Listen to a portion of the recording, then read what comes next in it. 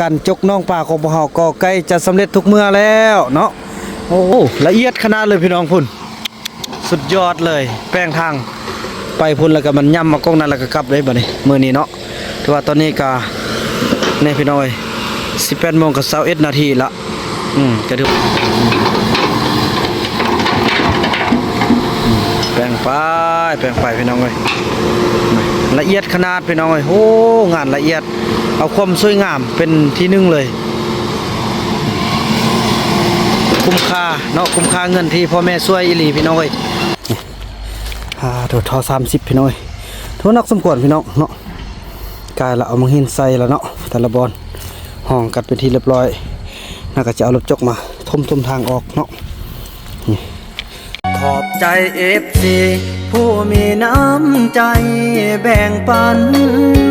เหมือนฟ้าบันดาลให้สร้างรายการนี้มาสวยเหลือคนทุกข์คนจนหรือคนด้อยกว่าด้วยแห่งศรัทธาบุญนำพาได้มาร่วมทาง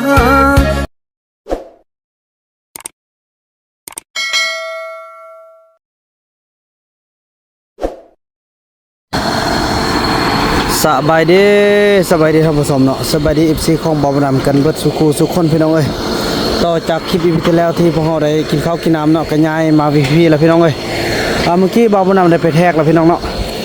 ซึ่งว่าใส่ไม้เม็ดนี่1 เม็ดพี่น้องเอ้ยเนาะแทกบงความกว้างนี่ได้อยู่16 เม็ดพี่น้องเอ้ยเนาะแล้วความยาวได้อยู่25หรือว่า25 เม็ดพี่น้องเอ้ยปอถกเกินขาดเลยพอเพิ่นช่วยได้พี่น้องแถวลมกันทำอิฐมัน10 คูณสาวเนาะแล้วเพิ่นว่าโอ้ได้ช่วยเพิ่นก็ช่วยตึ้มพี่น้องเอ้ยถึกอยู่16 คูณ25 เมตรผู้ดีงามเลยพี่น้องเอ้ยเนาะในตอนนี้ก็แต่งทางหลังที่ใกล้จะแล้วพี่น้องเอ้ยนี่โอ้คักพี่น้องเอ้ยจกแล้วมื้อแรงฝนห่ำใส่ละแค่แน่เนาะกบเครียดนะออกมาอึ้งออกมาเต็มเลยแหละพี่น้องเอ้ยแค่นี้บ่มีน้องเด้แค่นี้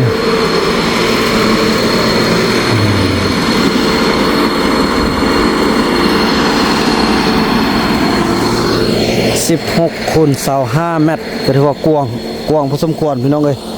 เนาะมุดมือเลยเขาเจ้าเฮ็ดนี่ก็เดี๋ยวตั้งแต่เช้าเลยพี่น้องเอ้ยเนาะ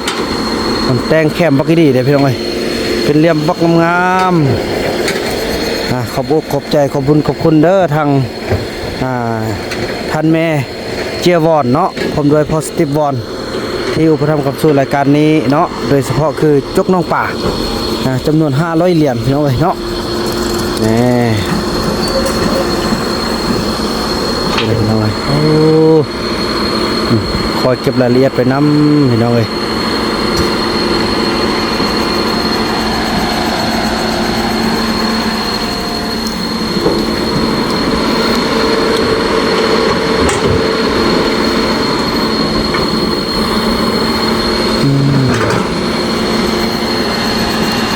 ลึก2 เมตรพี่น้องเอ้ยมันจะระวังแต่เด็กน้อยนี่แหละมีแต่ว่าเตือนกันเนาะห้ามบ่ให้มาเล่นน้ำห้ามกันเด็ดขาดเลยบ่ให้มาพอฮอดยามน้ำขึ้นนี่ก็ลึกพอสมควรเด้พี่น้องเอ้ยแต่เด็กน้อยพอตรงเรื่องเฮานี่บ่ย่านแล้วพี่น้องเอ้ยเก่งน้ำแล้วอยู่แล้วอย่าแต่เด็กน้อยทางอื่นพุ่นแหละพอเด็กน้อยพอตรงเรื่องเฮากันมันลงน้ำกันมันลอยขึ้นน้ำแคมซะแล้ววีซ่าเขาเก่งตัวนี้นะ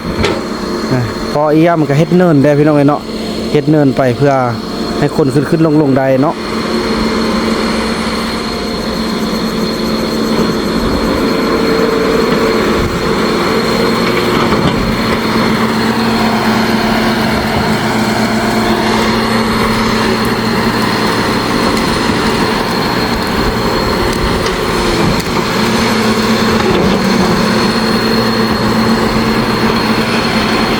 โคตรงามพี่น้องเนาะโอ้สุดยอด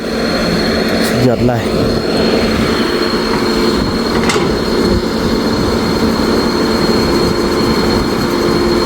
ดินเหนียวพี่น้องเลยสฟอรถว่าดินเหนียวดีขนาด ามีเฮ็ดหน้านี่ป้าทุกความงามเลยนี่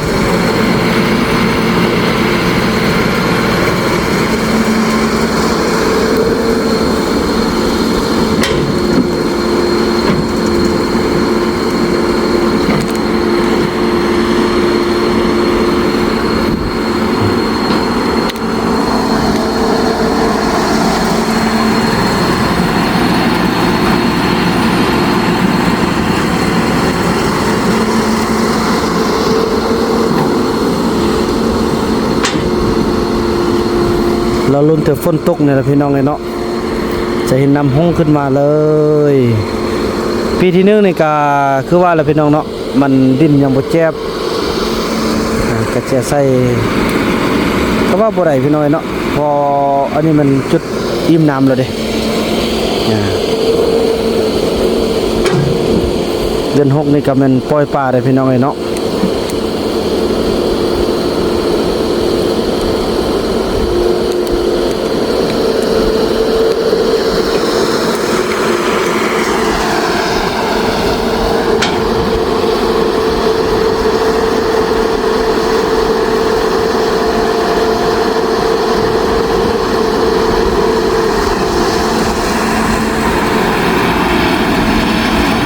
จะสั้นพี่น้องพบกันต่อไปเนาะ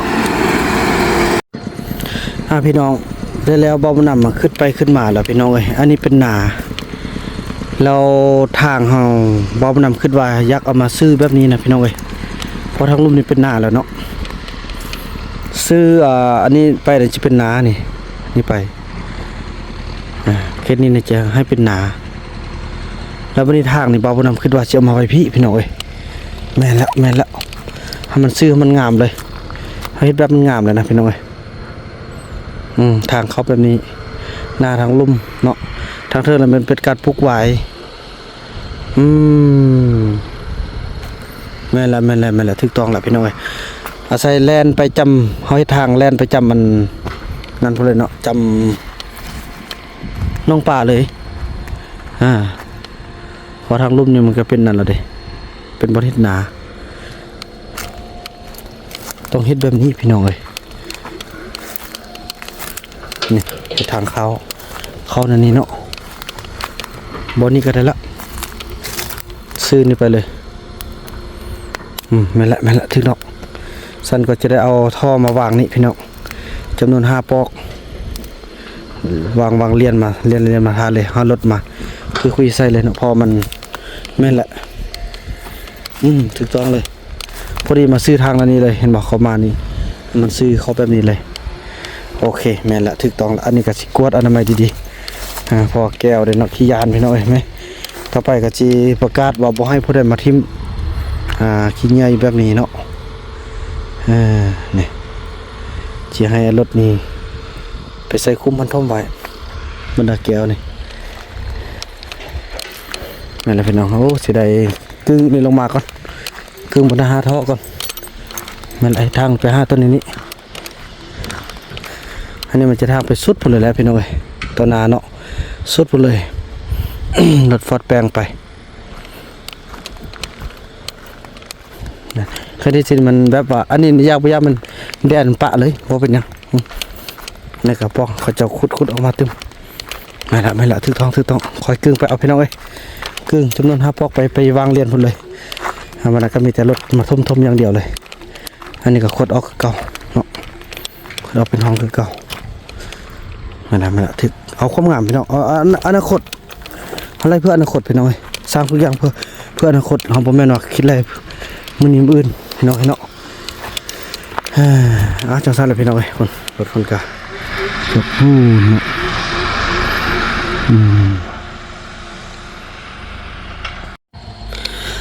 โทษพี่น้องแล้วบอกมันก็สำเร็จเนาะควายหมดถือว่าขึ้นใหญ่นะแต่พุ่นละ5ท่อเนาะขึ้นใหญ่มาเขาเช็ดเส้นทางไปทางนี้เข้าไปซื้อน้องป่าพี่จังสิละพี่น้อง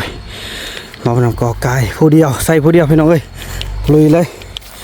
สำเร็จไปเนาะตัวท่อ30พี่น้องทั่วนักสมควรพี่น้องเนาะกายละเอามังหินใส่แล้วเนาะแต่ละบอลห้องกัดเป็นที่เรียบร้อยน่าก็จะเอารถจกมา ทมทางออกเนาะนี่ให้ทางนี้เอารถแล่นเข้าแล่นออกได้พอคันเฮ็ดตัดซื้อลงนั้นมันจะบ่งามเวลาปลูกไว้เนาะมันจะมีเส้นทางนะฉะนั้นเขาก็มาจัดการแบบนี้ต่อไปก็เอาขี้ดินห้อยเข้าเนาะนี่อันนี้ก็เอาหมดแล้วพี่น้องเอ้ยตัดมันอันนี้สิแหละ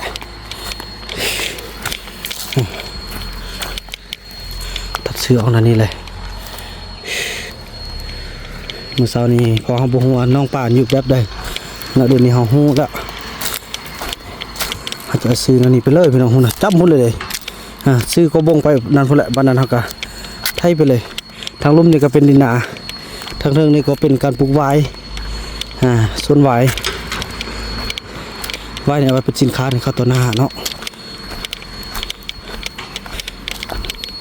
อันนี้นี่กาสี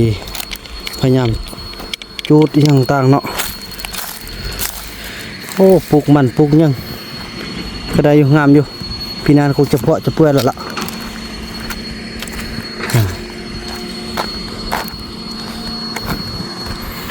โถพี่น้องเลยจนสีค่ำเลยงดมือเลยมื้อนี้กว้างเด้พี่น้องเนาะ16 คูณ 25 เมตรมีหลักอีเลือเลยอันนั้นก็ได้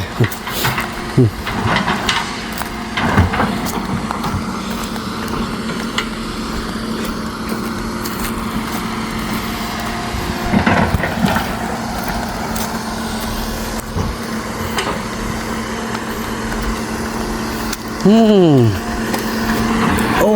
อนามัยเราได้บาทนี่อนามัยออกแล้วเนาะหมดมือเลยพี่น้องเลยจัดการมานี่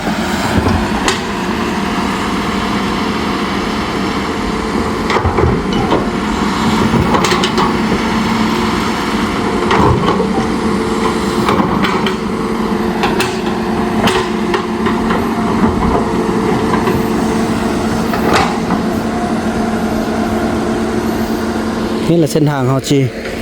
ตัดซื้อมาที่พุ่นเนาะซื้อมานั่นนี่ซื้อนี่แหละอะไรจะจุดหมดคือในกระชีเอาลงกันทางจำพี่เลยพี่น้องเลยจำต้นซักพี่เลยเนาะ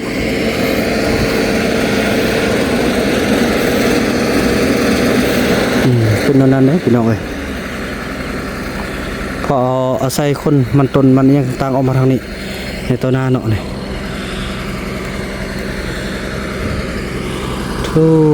ปวดแขนเลยสเฟอร์รถ ปวดแขนมุดมือพี่น้องเฮ็ดป้าซุ่มขอนเนาะสวยงามพี่น้องคุ้มค่ากับเงินที่พ่อแม่ส่งมาแท้พี่น้องนั่นนี่เนาะ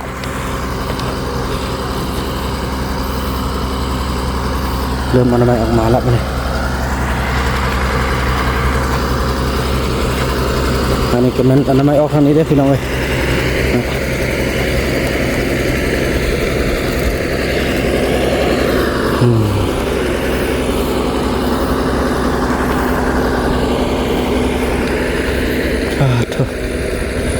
ต้นไม้นี่ก็เอาลงพอมันทึกบางทีพวกเขาจะกลเนาะ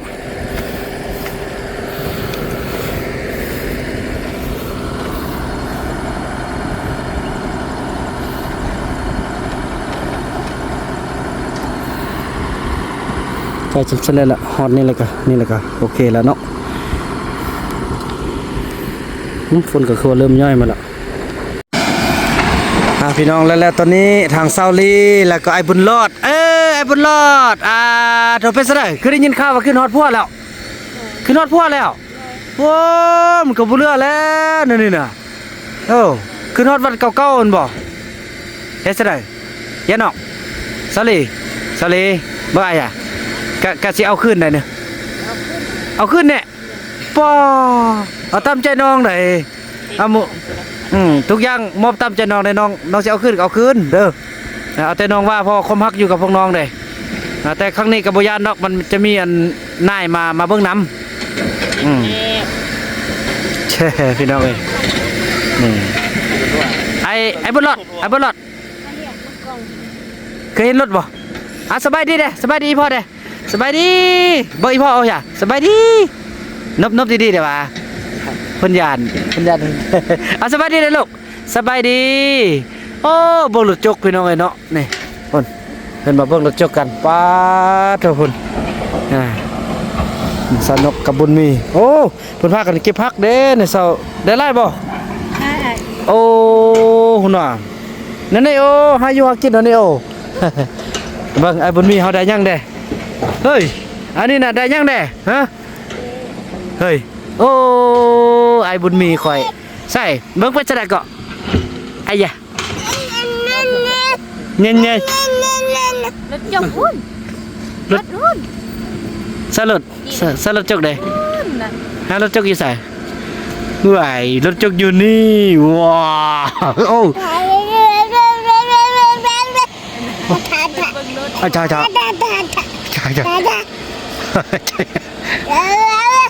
โอ้ฝนดวงรถจกพี่น้องเลย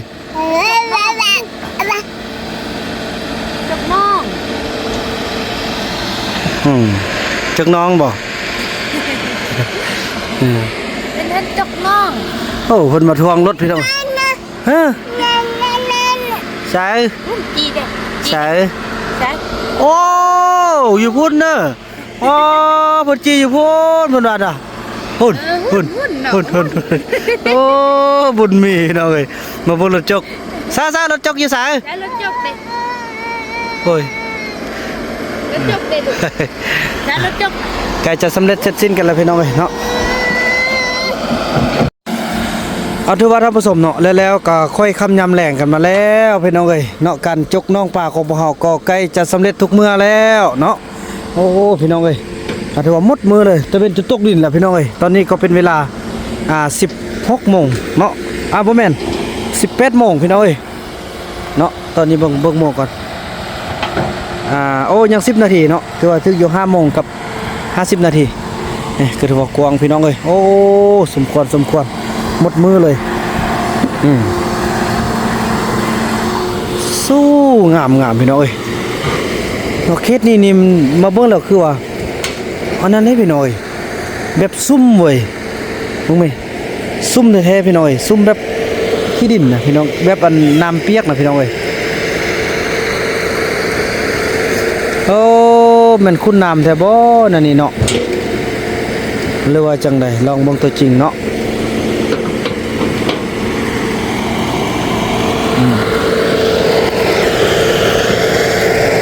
เบิ่งแล้วมันแบบซุ่มน้ำแท้พี่น้องหรือว่ามันซุ่มที่ว่าพกบ่แต่นั้นก็ภูมิใจพี่น้องเนาะเลิกหลายพี่น้องเอ้ย2 เมตรเด้เนาะพี่น้องเนาะพุ่นเนาะ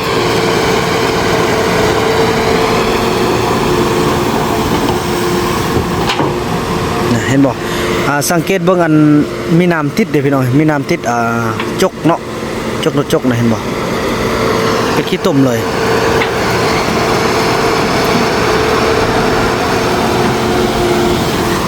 นี่พี่น้องเห็นเนาะ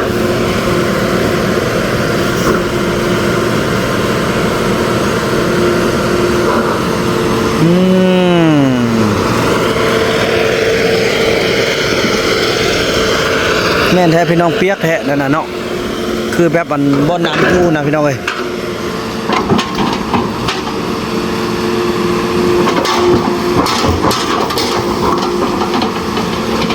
แปลงเนาะแปลงหอย่างออมใดพี่น้องเอ้ย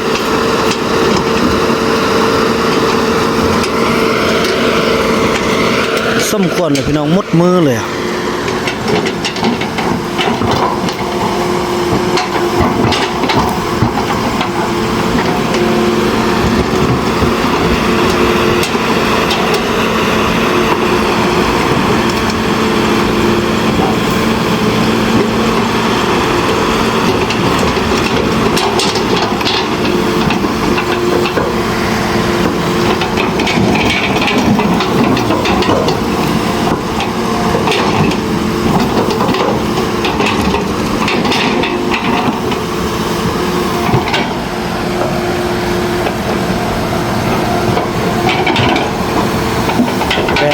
สะอาด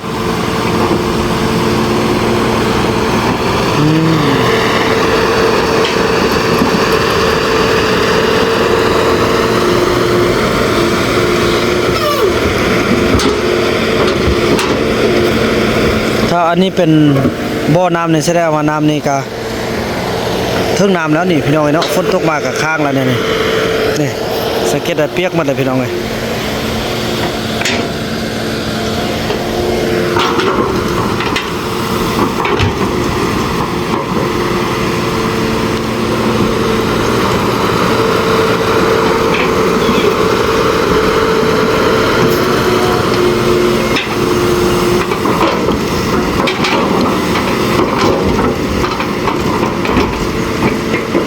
สำเร็จ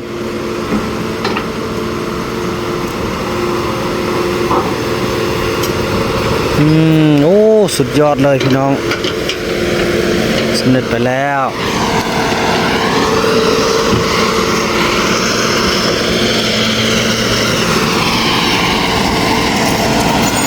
เพื่อจะสิทมแป้งน้ำลัง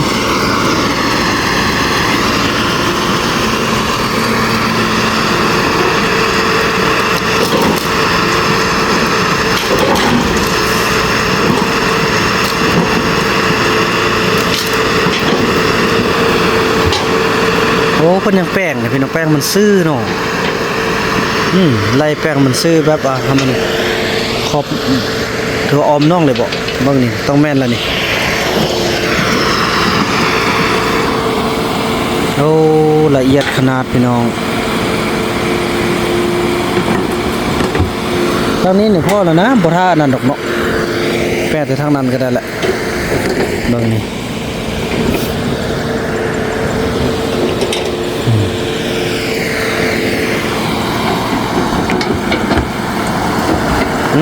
พี่น้องเอ้ยเนาะ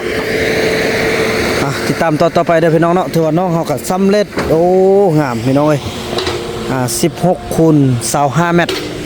บ่าวนำได้แท็กเบิ่งไปที่เรียบร้อยพี่น้องเอ้ยเนาะ16 คูณ 25 เมตร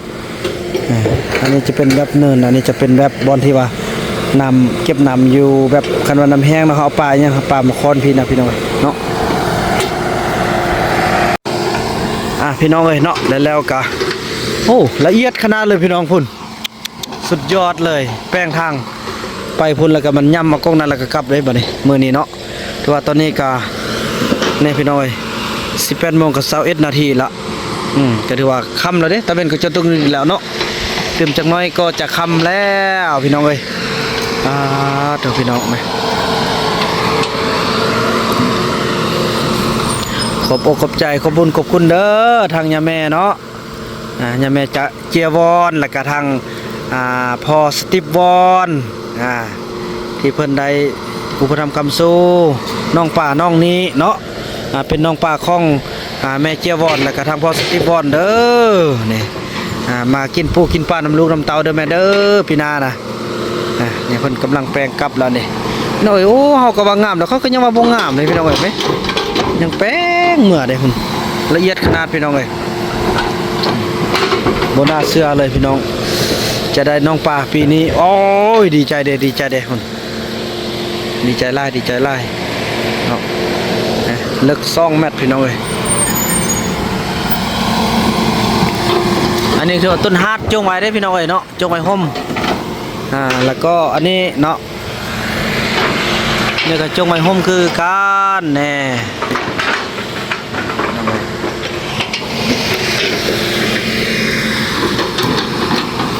แปลงกลับกันแล้วบ้านนี้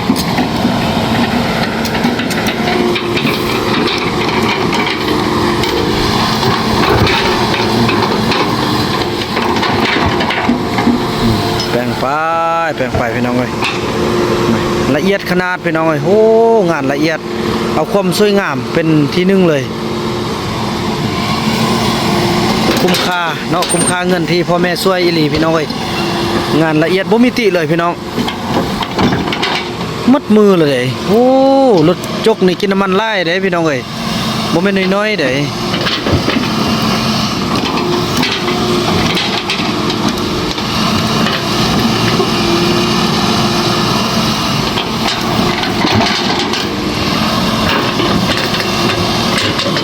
อันนี้นี่ตอนหน้าถ้ามันแข้งเนาะแข้งตัวนึง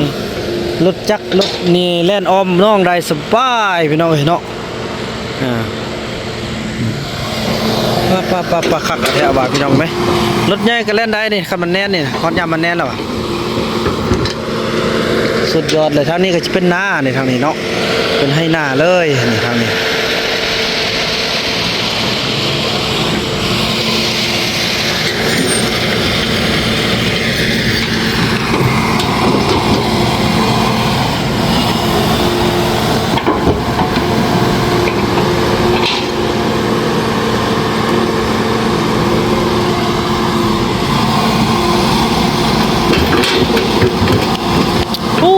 งามพี่น้อง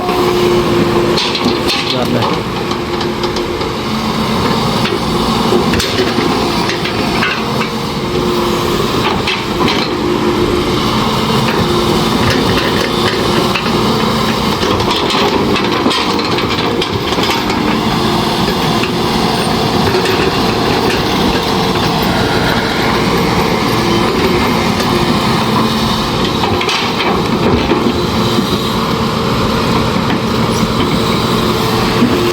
งามสำนักกระยอบ่งามอยู่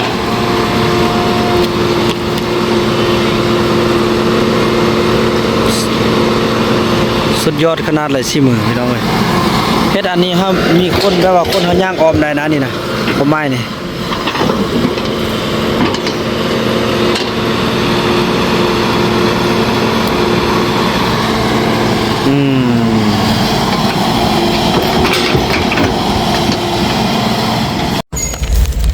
ถือว่าถ้าผสมเนาะแล้วโอ้เนาะเฮากันแล้วพี่น้องเอ้ยเนาะสำเร็จ